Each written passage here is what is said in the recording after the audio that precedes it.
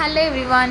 இந்த வீடியோல நம்ம வந்துட்டு காஸ்ட் அனாலிசிஸ்னா என்னன்னு பார்க்கலாம் or analysis of cost எப்படி வேணா எடுத்துக்கலாம். ஸோ இது வந்து யூனிட் 3ல வந்து இருக்கு மேனேஜரல் எக்கனாமிக்ஸ் தான். ஸோ இதுக்கு முன்னாடி இருக்கிற டாபிக்ஸ் எல்லாம் பார்க்கணுன்னா இந்த வீடியோட டிஸ்கிரிப்ஷனில் பிளேலிஸ்ட் லிங்க் எல்லாமே நான் அட்டாச் பண்ணுறேன், போய் செக் பண்ணி பாருங்கள். ஓகேவா? ஸோ ஃபஸ்ட் வந்துட்டு காஸ்ட் அனாலிசிஸ் அப்படின்னா என்னென்னு பார்க்கலாம். It is a process of understanding, measuring and comparing the different costs involved in producing goods or services. So பேசிக்காகவே வந்து அனாலிசிஸ்னால் என்ன, ஒரு விஷயத்தை வந்து நம்ம நல்லா வந்து ஸ்டடி பண்ணுறது, அதை பற்றி நிறைய தெரிஞ்சுக்கிறது, அதுதான் வந்து அனாலிசிஸ். ஸோ காஸ்ட் அனாலிசிஸ் அப்படின்னு சொல்லும் போது நம்ம வந்து காஸ்ட்டை பற்றி அதோட மெஷர்மெண்ட்டாக இருக்கலாம், அதாவது எவ்வளோ யூஸ் பண்ணுறோம், அந்த ஒரு பெட்டர் அண்டர்ஸ்டாண்டிங். ஸோ அதை தான் வந்துட்டு காஸ்ட் அனாலிசிஸ் அப்படின்னு நம்ம சொல்கிறோம். It helps a manager and answer how much does it cost to produce something, can we reduce the cost, how do cost change if we produce more or less. So basically வந்து ஒரு பிஸ்னஸில் மேனேஜருக்கு வந்துட்டு இந்த மாதிரி cost பற்றி நல்லா தெரிஞ்சிருந்தது அப்படின்னா அவங்களால இன்னும் எஃபிஷியண்ட்டாகவே வந்து பிஸ்னஸை கொண்டு போக முடியும்.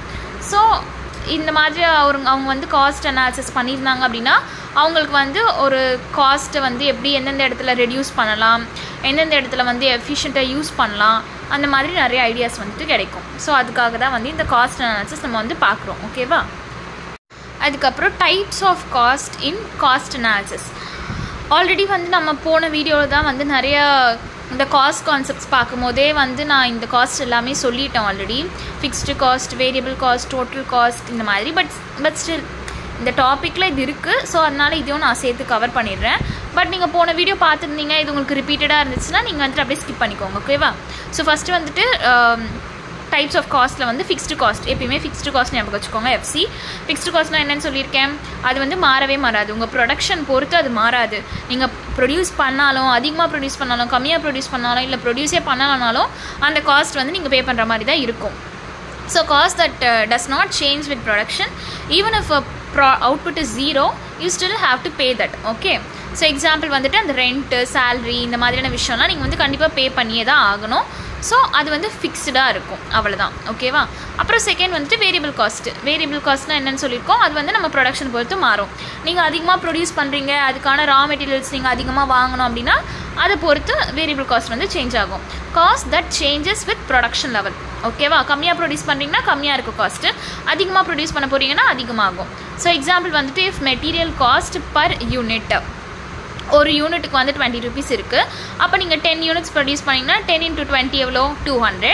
அதே போல் நீங்கள் 50 யூனிட்ஸ் ப்ரொடியூஸ் பண்ணிங்கன்னா 20 × 50 வந்துட்டு 1000.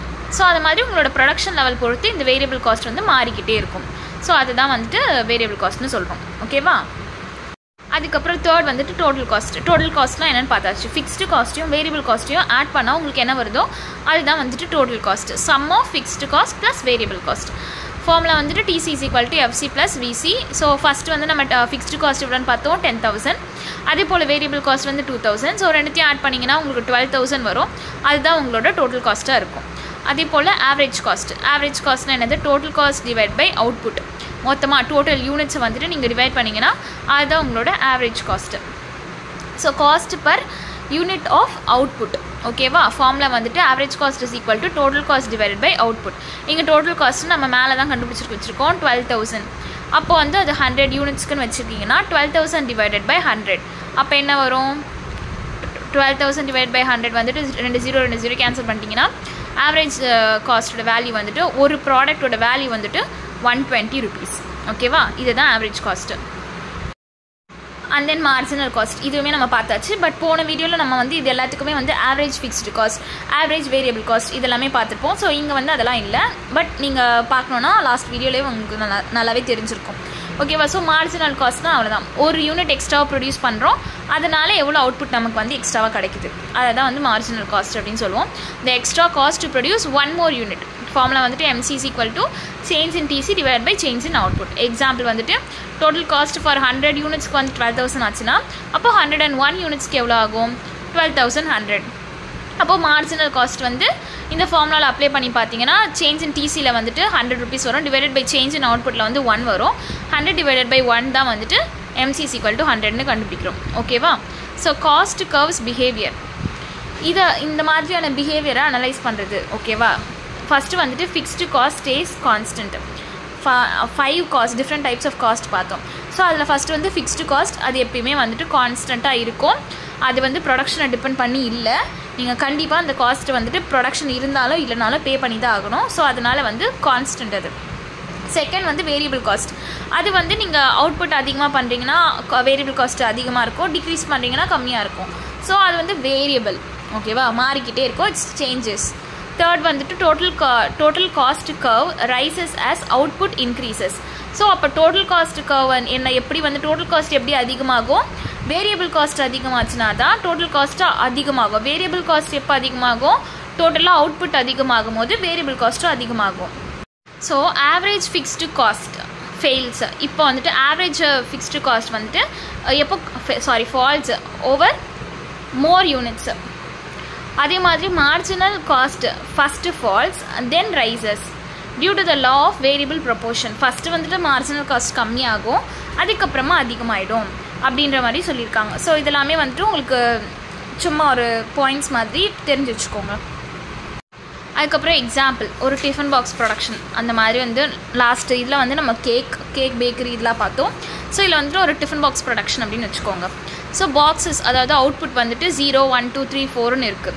ஸோ அதோட ஃபிக்ஸ்டு காஸ்ட் நான் சொன்ன மாதிரி நீங்கள் எவ்வளோ ப்ரொடியூஸ் பண்ணாலும் அதோட ஃபிக்ஸ்டு காஸ்ட் வந்து சேம் தான். அந்த ரெண்ட்டோ சேலரியோ சேமாக தான் இருக்கும். ஸோ 10,000 தான் எல்லாத்துக்குமே.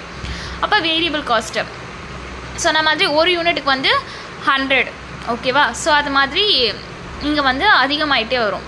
வேரியபிள் காஸ்ட் ஒரு யூனிட்டாக இருக்கும்போது 100, 2 யூனிட்டாக இருக்கும்போது 180, இந்த மாதிரி வந்து ஒரு யூனிட்டுக்கும் எக்ஸ்ட்ராவாக காஸ்ட் வந்து இன்க்ரீஸ் ஆகிட்டே இருக்குது.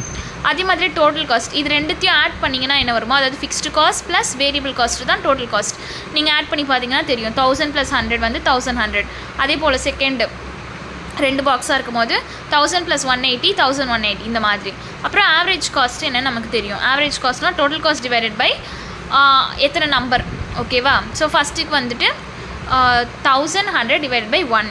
அதே போல் செகண்டுக்கு வந்து 1180 டிவைடட் பை 2.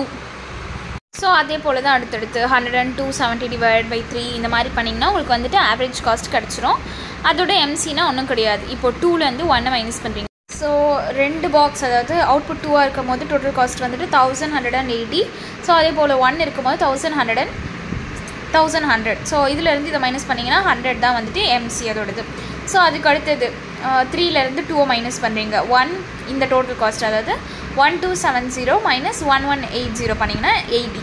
ஸோ இந்த மாதிரி வந்து டிஃப்ரென்ஸ் பார்க்கும்போது வரதான் வந்துட்டு உங்களுக்கு மார்ஜினல் காஸ்ட்டு.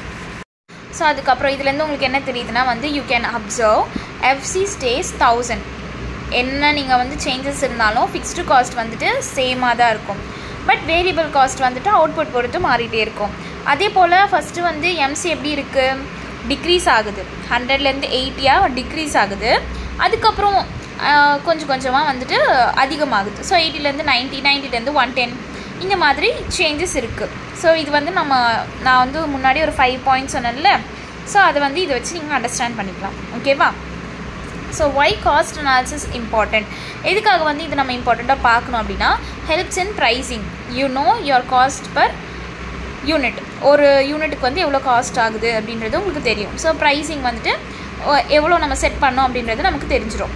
அதே மாதிரி cost control, identify waste and save மணி.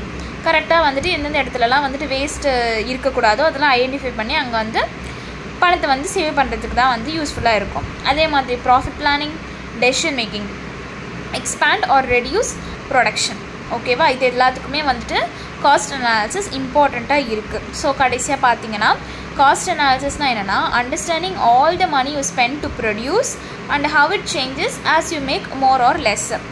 இது வரைக்கும் உங்கள் ப்ரொடக்ஷனுக்கு எவ்வளோலாம் நீங்கள் காசு வந்து செலவு பண்ணியிருக்கிறீங்க அப்படின்றத தெரிஞ்சுக்கிறதுக்கும், ப்ளஸ் நீங்கள் வந்து நீங்கள் ப்ரொடியூஸ் பண்ண ப்ராடக்ட்டுக்கு வந்து நீங்கள் ப்ரைஸிங் செட் பண்ணுறதுக்கும், அதே போல் நீங்கள் ப்ராடக்ட்டை வந்து நீங்கள் அதிகமாக ப்ரொடியூஸ் பண்ணுறீங்க இல்லை கம்மியாக ப்ரொடியூஸ் பண்ணுறீங்க அப்படின்னா உங்களுக்கு வந்து எந்த அளவுக்கு சேஞ்சஸ் இருக்குது ப்ரொடக்ஷனில், காஸ்ட்டில் அப்படின்றத வந்து தெரிஞ்சுக்கிறதுக்கும் தான் இந்த காஸ்ட் அனாலிசிஸ் யூஸ்ஃபுல்லாக இருக்குது. ஸோ இதை பாருங்கள். மற்ற எல்லா வீடியோஸும் வந்து செக் பண்ணி பாருங்கள். இந்த வீடியோ டிஸ்கிரிப்ஷன் எல்லா ப்ளேலிஸ்ட் லிங்க்கும் கொடுக்குறேன்.